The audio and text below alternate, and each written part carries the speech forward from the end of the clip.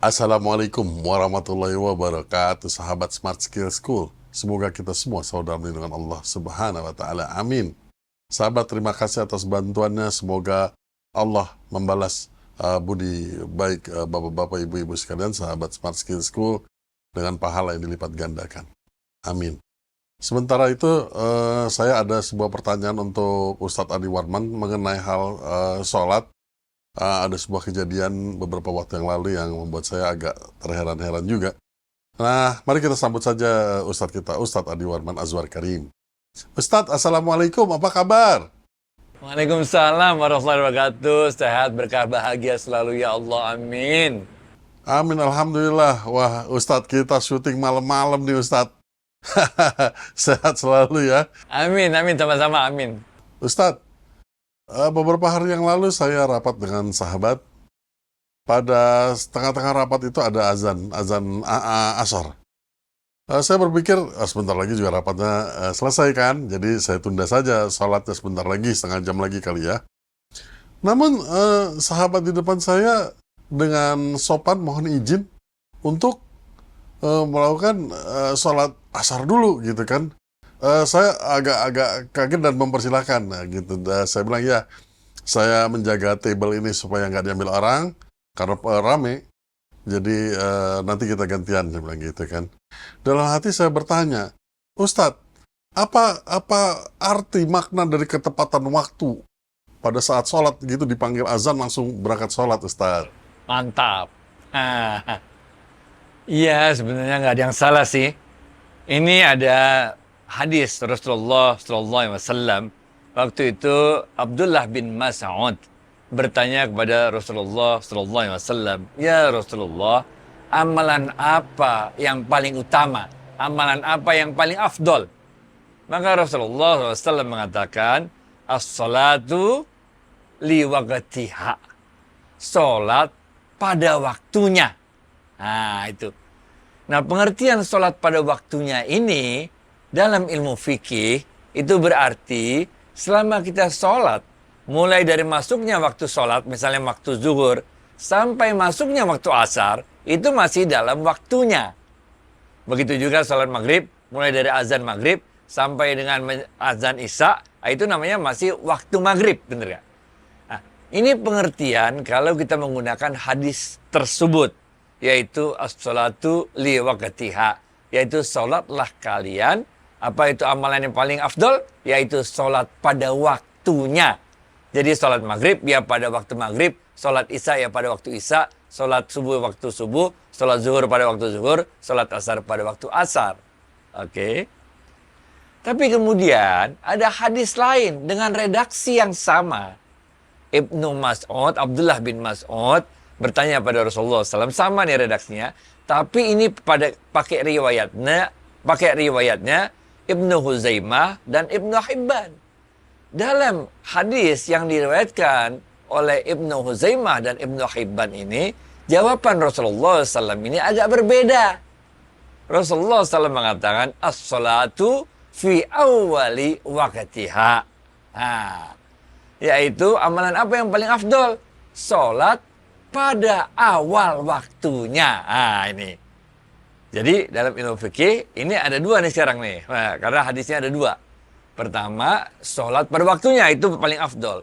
Tapi pada hadis yang diriwayatkan menurut Ibnu Huzaimah dan Ibnu Hibban, itu pada fi awwali waktiha, yaitu pada awal waktunya. Nah, sehingga kita kemudian harus mencari dalil yang lain. Ini ketemunya dalam hadis yang diriwayatkan oleh Imam Bukhari. Dalam hadis yang lebih panjang yang diriwayatkan oleh Imam Bukhari, Rasulullah SAW mengatakan, seandainya kalian tahu tentang keutamaan sholat berjamaah pada saf pertama, dan kalian harus terpaksa diundi untuk mendapatkan saf pertama, niscaya kalian akan bersedia untuk diundi agar mendapatkan saf pertama. Seandainya kalian tahu tentang keutamaan sholat pada awal waktunya, niscaya kalian akan berlomba-lomba untuk sholat pada awal waktunya. Seandainya kalian tahu tentang keutamaan sholat subuh dan sholat isya, tentu kalian akan berlomba-lomba mendatanginya, walaupun kalian terpaksa merangkak untuk mendatangi sholat subuh dan sholat isya tersebut. Nah, ini. Jadi sekarang kita mempunyai dalil berikutnya yang menunjukkan keutamaan sholat di awal waktu. Nah, tapi inilah hebatnya agama Islam kita. Ketika kita mempunyai kelapangan di awal waktu, ya kita di awal waktu. Tapi kalau keadaan tertentu yang menyebabkan kita nggak bisa di awal waktu, ya nggak apa-apa selama dia masih dalam waktunya. Ya, kalau nggak bisa juga nggak apa-apa, masih ada lagi ilmu jamak. Lagi waktunya mepet karena bisa lagi jamak qasar, benar nggak? Jadi inilah keleluasaan di dalam Islam. Itu sebabnya akhirnya kalau dalam ilmu fikih kita mengambil lagi satu hadis. Ini diriwayatkan oleh Imam Daruqutni. Rasulullah SAW mengatakan, sholat di awal waktu itu diridhoi Allah. Sholat di tengah waktu itu dirahmati Allah. Sholat di akhir waktu itu diampuni Allah. Nah ini. Akhirnya kita ketemu nih. Kalau bisa di awal waktu itu lebih utama. Karena dia diridhoi Allah. Tapi kalau nggak bisa ya nggak apa-apa di tengah waktu. Ini akan dirahmati Allah. Kalau nggak bisa juga, ya di akhir waktu ini akan diampuni oleh Allah. Jadi sahabat-sahabat Smart Skill School, kalau memang ada keluangan di awal waktu, segerakanlah sholat di awal waktu. Kalau enggak, ya nggak apa-apa. Begitu ada keluangan, sholat di tengah waktu, kita dapat rahmatnya Allah. Kalau di awal waktu, kita dapat ridhonya Allah. Di tengah waktu, dapat rahmatnya Allah. Kalau nggak bisa juga, masih ada kesibukan tertentu, maka kita lakukan di akhir waktu, masih dapat ampunannya Allah. Gitu, Fit. Baik, Ustadz, paham. Alhamdulillah. Ustadz, ada pertanyaan lagi, tapi ini mungkin pertanyaan apa ya? Tidak sepantasnya begitu, tapi boleh saya bertanya, karena ini pengalaman dan kejadian di hampir setiap orang, yaitu kemalasan, Ustadz. Pada saat azan, sebentar lagi, azan, sebentar lagi. Tahu-tahu udah mau masuk azan berikutnya gitu, Ustaz. Ya, kalau Gimana, Ustaz? janganlah. Jangan. Kalau bermalas-malasan gitu, repot. Nanti Allah kita dengan sengaja melewatkan keredoannya Allah. Kita dengan sengaja melewatkan rahmatnya Allah. Kita cuma mencari ujungnya doang, yaitu ampunannya dari Allah. Kalau kita sempat di awal waktu, segerakan di awal waktu. Walaupun nanti dalam ilmu fikih nanti muncul lagi persoalan. Yang dimaksud awal waktu apa? Begitu habis azan langsung qomat. Atau habis azan, tunggu 10 menit, tunggu 8 menit, baru qomat. Karena memberi kesempatan bagi orang-orang datang dari rumahnya ke masjid, kemudian sholat. Sehingga biasanya sedari azan ke iqamah itu bisa 8 menit, bisa 10 menit. Apalagi kalau lagi bulan puasa, kasih kesempatan dulu orang untuk buka puasa dan sebagainya. Jadi pada kesempatan pertama kita sholat, gitu dah. Ini akan mendapatkan redhonya Allah. Tapi kalau nggak bisa, nggak apa-apa.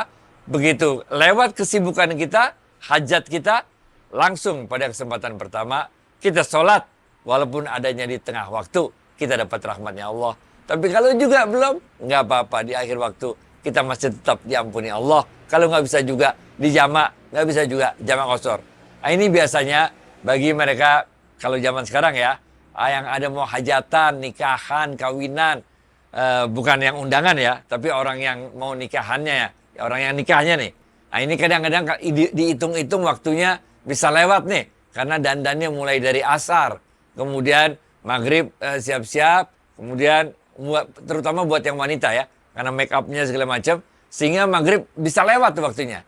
Ini dalam keadaan seperti itu, ini berarti kita ada rukhsah, sehingga kita bisa menjamaknya dengan sholat isya'nya, zuhur dengan asarnya, dan sebagainya. Yang penting adalah hati kita tidak pernah lalai untuk mengingat Allah, untuk mengingat bahwa itu adalah waktu sholat, dan pada kesempatan pertama kita langsung menggunakannya untuk menegakkan sholat. Gitu, Fit. Baik, baik. Alhamdulillah. Masya Allah. Semoga kita semua bisa atau mengusahakan sholat tepat pada waktunya ya Ustaz. Dan mendapatkan pahala dari Allah Subhanahu wa Ta'ala. Ustaz, terima kasih atas waktu dan tausiahnya. Assalamualaikum warahmatullahi wabarakatuh. Waalaikumsalam warahmatullahi wabarakatuh.